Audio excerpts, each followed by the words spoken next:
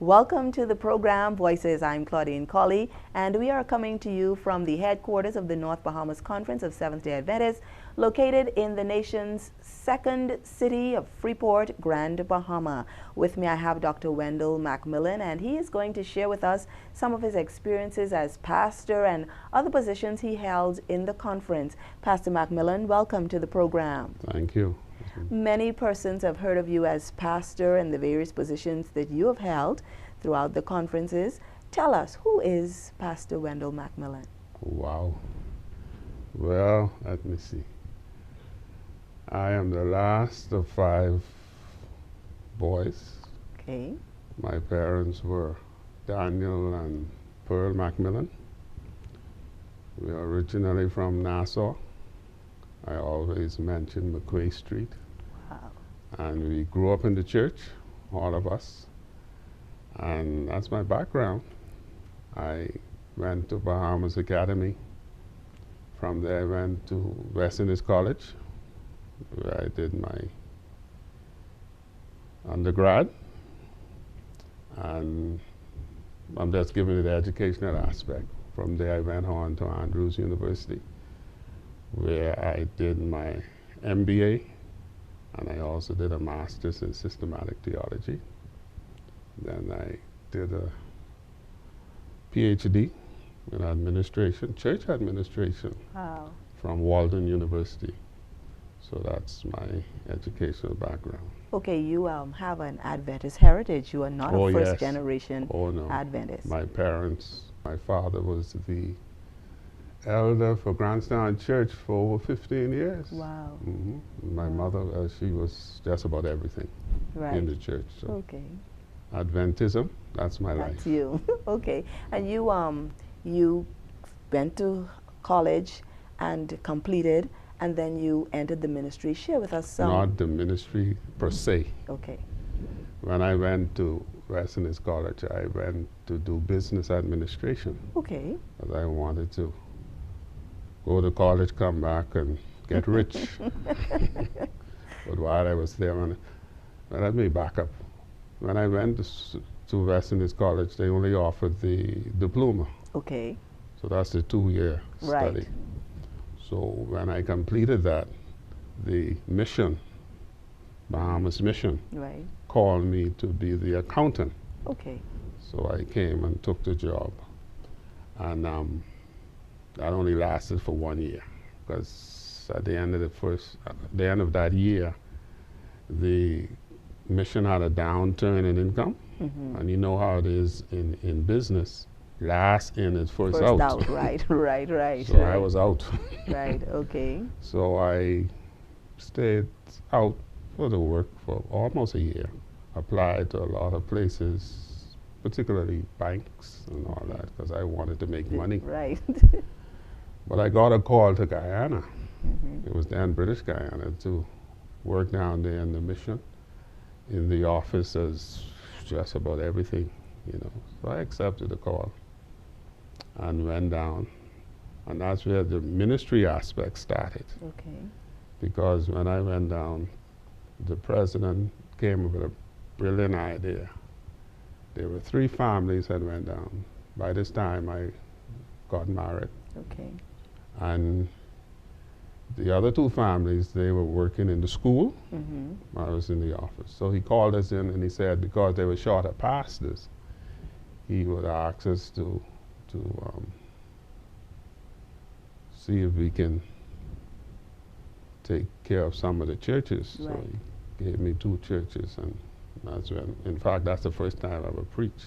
Okay. And that was the beginning of my ministry Wow. down there.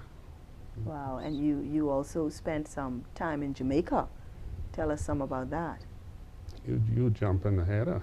Okay. ahead You of guide me through. You guide me through.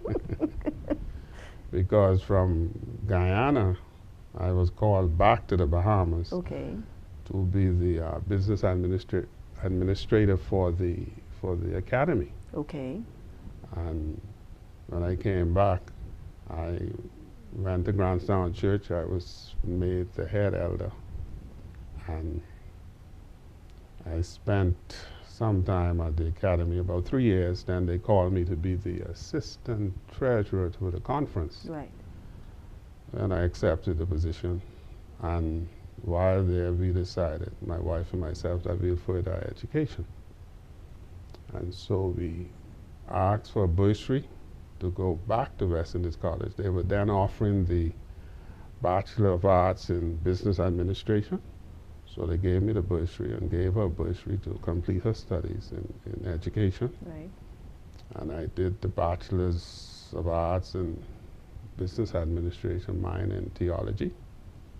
And while I was there, before I finished, I was elected treasurer of the Bahamas Conference. Right. So we came back home, and we spent some time there, about 3 years or 4 years. Then they called me to be treasurer of the union, West Indies Union, Okay. which was a surprise because I was very young. We accepted it, Right. so we went back to Jamaica. Okay.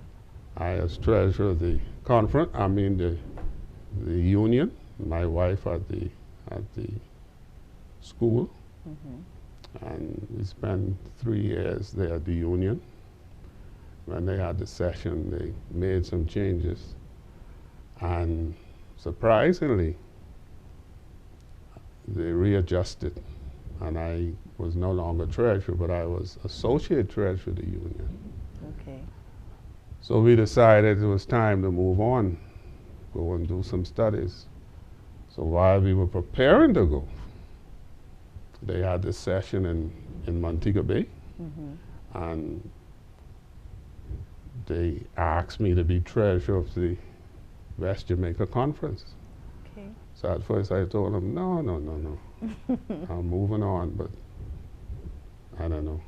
Guess the Spirit said, take it. So Right. I became treasurer of West Jamaica Conference.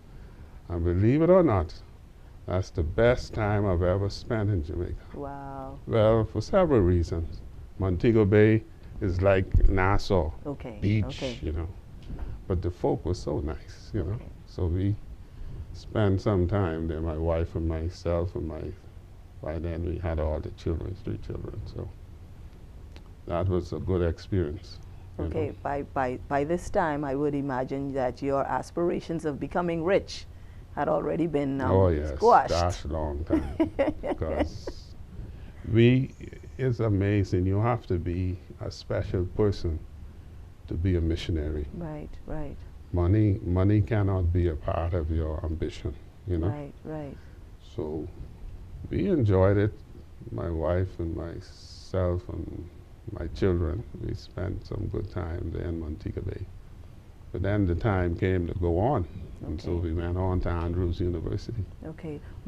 Tell us, when were you ordained to pastoral ministry? When I became treasurer of the union, Okay.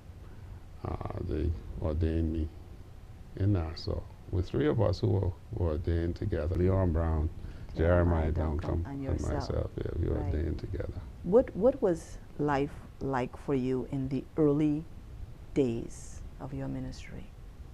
When you keep referring to ministry, what you mean? I look at my work in the church, As ministry. right, from I entered. All right, so what you looking at, after I was ordained or before? Even before you were ordained, just Well, the as early days. As I said, it takes a special person to be a missionary. Right. My wife and myself, we have spent 25 years Wow. overseas. Wow. Right, so in places where the currency is not as strong as the Bahamas, and in all of these countries we were paid local salary. Wow. So so we're not rich. So it must have been a So- major sacrifice for you. Mhm. But the good thing about it, the people you work with, you expand your friendship base, Right. because we have folk from Guyana, they're just like our family. Wow. Same thing with Jamaica. Oh man, because we spent 20 years in Jamaica, you know.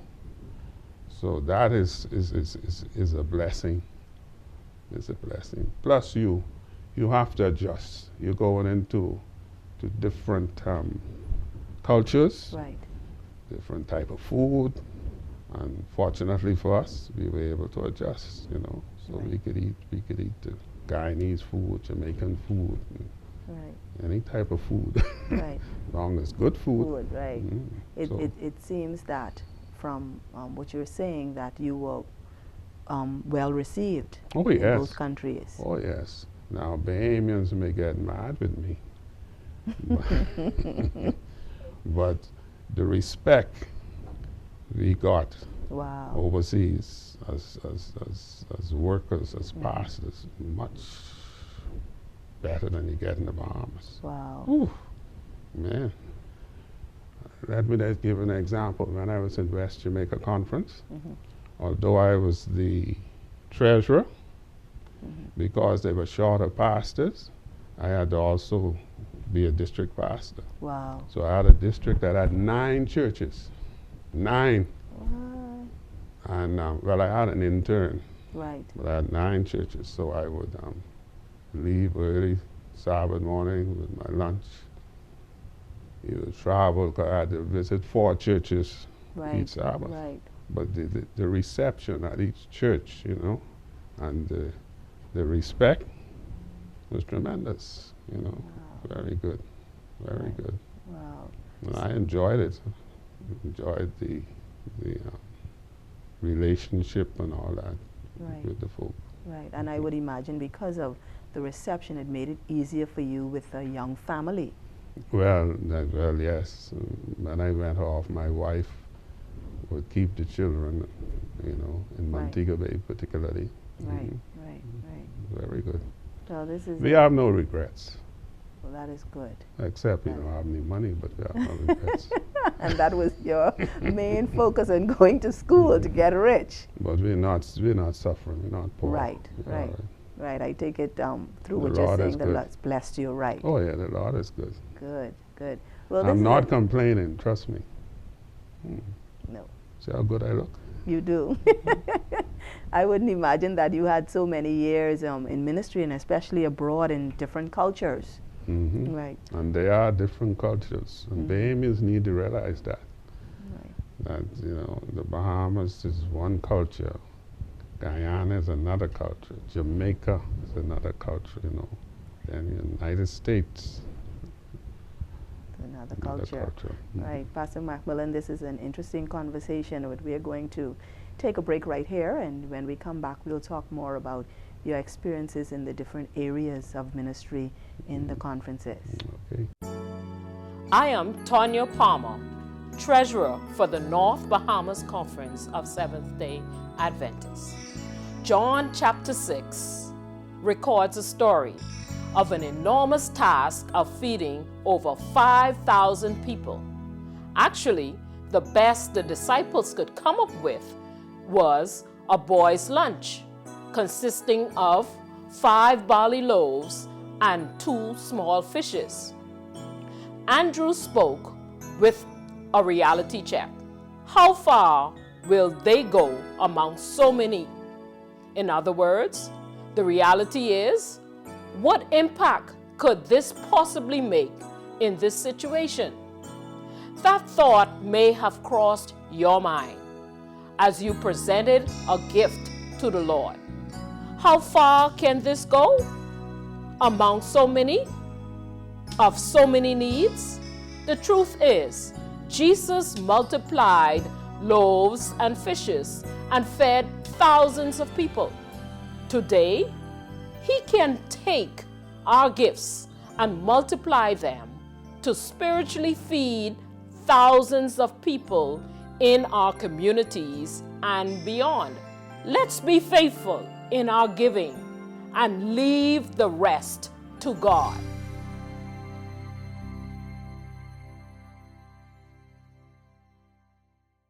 Welcome back to the program Voices. I'm Claudine Colley, and with me in studio is Pastor Dr. Wendell McMillan, and we've been sharing some of his experiences in the various positions, well, worldwide, we can say, and traveling as a missionary. Pastor McMillan, welcome back. Thank and we know that you have celebrated over 50 years in ministry. And during these 50 years, you were held various positions. Tell us some about your experience in those positions as executive secretary, field secretary, and stewardship director of the then West Indies Union. Only the union? You don't want to hear my experience in the conference? Sure. I was treasurer of the conference, Bahamas Conference, when it was one for over 15 years. Wow. I also served as secretary, secretary treasurer.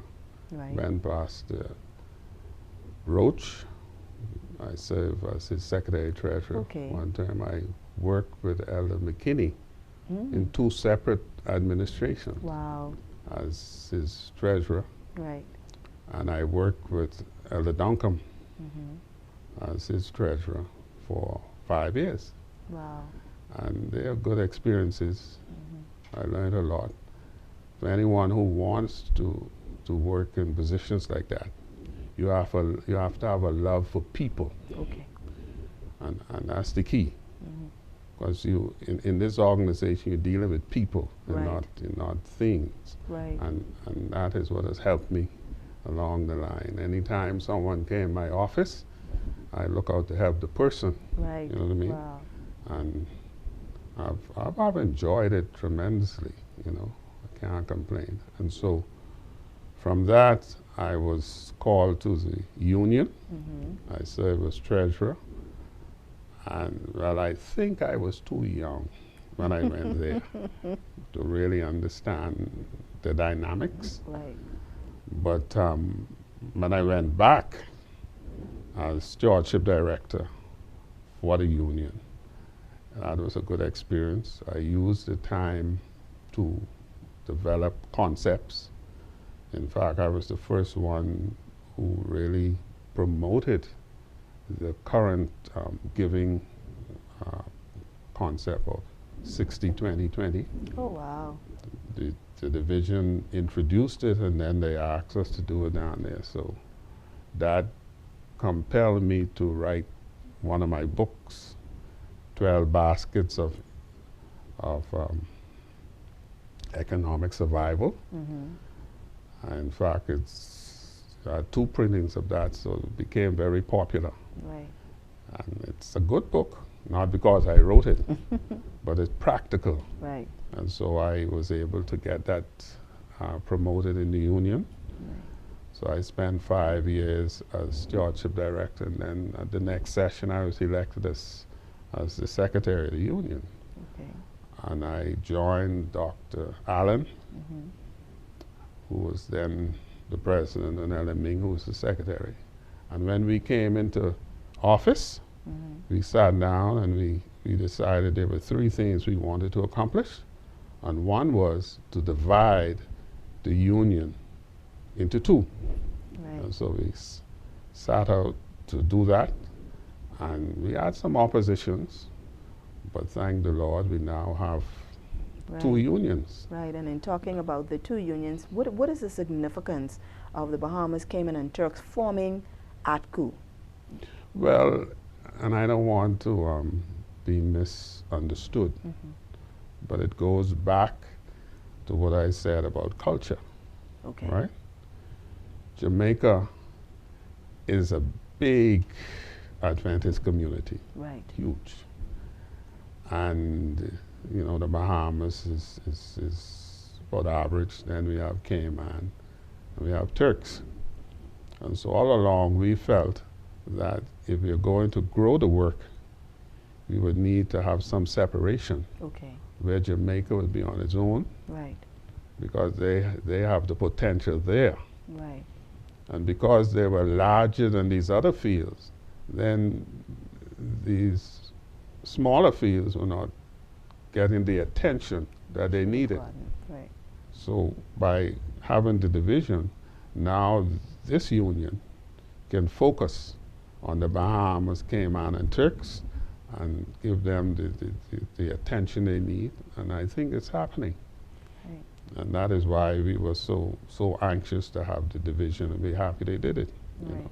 Right. So that is why we push for it, so that if you are closer to what you're working with, you can better manage and get it going. Right. You've made, Dr. McMillan, significant contributions all over the union. Well, I'm glad to hear someone yes, that. you have. And you wrote 2 books. You spoke earlier about one of them. Yes. Tell us some about those books with the history of the church, and then also your book about your personal history. Well, I wrote that book, what I mentioned, 12 Baskets of Economic Survival, which deals with how you can make it financially and still serve the Lord without any problem. The other one I wrote is From Como to Hawkins. Okay. I wrote that book because I felt that the lay members of the church were not featured. And we did not really focus on their contribution to the growth of the church. Right. So that book focuses mainly on laymen over a period of time who have contributed to the growth of the church. I wanted to put in print these folk who built the church. Right. And so you would find in the book folk who were there in the trenches, I call it, when the church was not popular. You see, the church is popular now. Right. But when I was growing up, you couldn't get the Sabbath off. Even the folk who worked for government had to work on Saturday, so it was not easy. Right. But these folks stuck with it. They were the ones who did the work, because I knew growing up in Grandstown Church, for years we didn't have a pastor. Wow. The only pastor we knew was my daddy and Stanley Major and folk like that. Right. So they're the ones who worked the church, who had crusades. So I feature them in my book. Right. Give a little background, what they have done and all that. And so if you read the book, you will find some names in there of folk who were really for the church, who went all the way out. Instrumental in the development of the church. Right. And of course you would have seen most of that. Tell us from your viewpoint about the development of the church here in the Bahamas.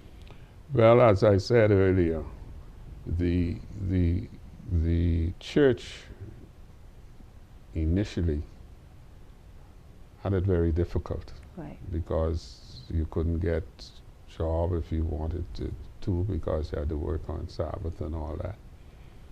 But there were those who accepted the truth. I take my parents, my mother and my father.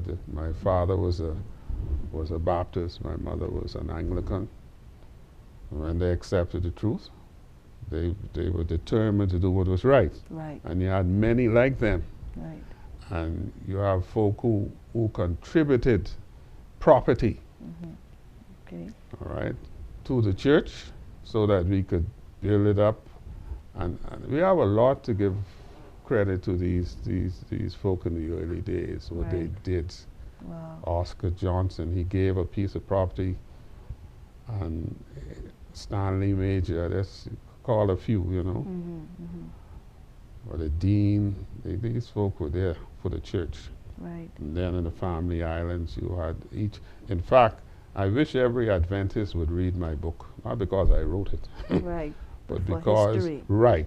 how particularly those who come into the church now, they need to know where we're coming from. Right. Right. And who contributed to the growth of the church. Right. You know, and I cover all the Family Islands. Right. And how the work started in these islands by the laymen. That's all I focus on, really, the laymen, so that we can appreciate them. Right. Where the church came from. Right. As That's the opposed key. to where it is Right. now. That's it. Wow. So I guess that would apply to me because I'm new in the church. Oh, you and knew? It's amazing hearing the history of the church. So, So that I would hope you apply. read.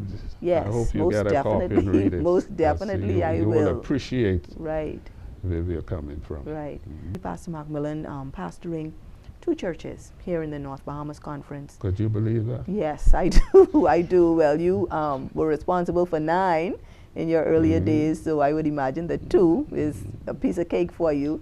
But describe this experience of pastoring after having spent more than 50 years already and then being asked to continue to offer service to the church.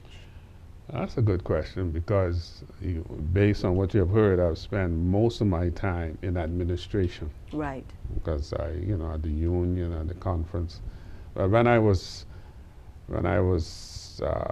treasurer and secretary in the Bahamas conference, I was also a pastor. Okay. At Maranatha, I had New Providence. Then I was responsible for some of the family islands. So that was good. But at the union, you're not a pastor. You just deal with people. Right. But after I came home and I felt like I still have some energy, so I made myself available to the brethren, and they asked me to pastor these 2 churches. They're 2 nice churches, 2 different in worship styles. One is very energetic, the other one is a little conservative. Okay. But all my time in the work, I love to deal with people before. So that is what makes a pastor successful. Right. You have to love people. Okay. Right. Right? So I'm enjoying it, It's a joy to be there with the brethren. To me, I prefer to be at this level than where I was before because when you go out to speak, you deal with crowds. Okay. Whereas at this level, you deal with people. You're there when they have their problems. You're there when they're happy. Mind you, not all of them treat you as you would like to, but you pray for them. Yes, yes, you do. You do. Share with us, Pastor, as we are wrapping up, your most memorable experience, or what would you say overall that you take most from your entire experience in the ministry and administration and in pastoring? Well, as I said, I've enjoyed the ability to work with people and help them in their situations or whatever. I've enjoyed the opportunity to travel. The church has been good to me.